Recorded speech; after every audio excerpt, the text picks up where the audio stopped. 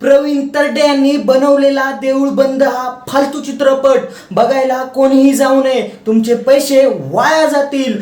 कारण या पिक्चरमध्ये जगाचा पोशिंदा असणाऱ्या शेतकऱ्याची व्यथा सांगितली आहे. त्या शेतकऱ्यावर अखेर आत्महत्या करायची वेळ काय येते, शेतकऱ्याला मार्केटमध्ये कसं फसवलं जातं, शेतकऱ्यांना कशा पद्धतीने त्रास दिला जातो, शेतकऱ्यांना गव्हर्नमेंट योजनांपासून कसं लांब केलं जातं, अखेर शेतकरी आत्महत्याशिवाय करणार तरी काय, या चित्रपटामधून शेतकऱ्याची व्यथा मांडण्यात आली आहे. या चित्रपटामध्ये ज्या पद्धतीने शेतकऱ्यावर होणारा अन्याय समोर येतो.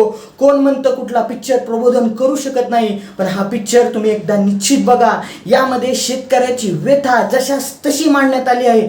ज्या पद्धतीने शेतकऱ्याला बाजार भावासाठी लढावं लागतं, मरावं लागतं, त्याच पद्धतीने तोच बाजार तोच माल सिटीमध्ये कशा पद्धतीने विकला जातो, शेतकऱ्याच्या पदरात पडते ती फक्त निराशा.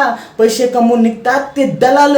शेतकरी कशा पद्धतीने आत्महत्या करतो, शेतकरी आत्महत्या केल्यानंतर न त्याच्या परिवाराला किती त्रास होतो, शेतकऱ्याला कशा प्रकारच्या वेदनांना समोर जायला लागतं. यानंतर न यामध्ये आपल्या कर्माचं फळ काय आहे, कर्म केल्याने काय मिळतं, कर्माचे अखेर काय चीज होतं, शेतकरी या जगाचा पोशिंदा कशा पद्धतीने आहे, शेतकऱ्यांनी अखेर कशा पद्धतीने काम केलं पाहिजे, या असा एकदम छान असा पिक्चर बनवला आहे. यामधून प्रॉपर जे आहे ते प्रबोधन होतंय. हा पिक्चर बघितल्यानंतर कुठलाही शेतकरी आत्महत्या करणार नाही. खरंच प्रवीण तरडे यांना सलाम. ज्या पद्धतीने या पिक्चरमध्ये त्याने एक ना एक गोष्ट डिक्टो आपल्या लाईफमध्ये ज्या पद्धतीने अप्लाय होते, ज्या पद्धतीने शेतकरी जो आहे तो त्रासाला समोर जातो, ती व्यथा मांडली आहे. मित्रांनो, हा पिक्चर निश्चित बघा. जर तुम्ही शेतकरी असाल तर तुम्हाला प्रत्येक गोष्ट तुमच्याशी रिलेटेड असल्याची समजून येईल. याबद्दल तुमचं काय मत आहे मला जरूर कमेंटमध्ये सांगा. व्हिडिओ आला असेल तर